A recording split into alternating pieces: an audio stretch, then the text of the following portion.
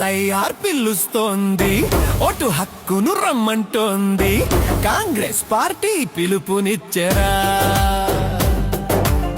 షేక్ అక్బర్ పిలుపునిచ్చెరా, మన ఓటును మన గెలిపించుకుందామురా.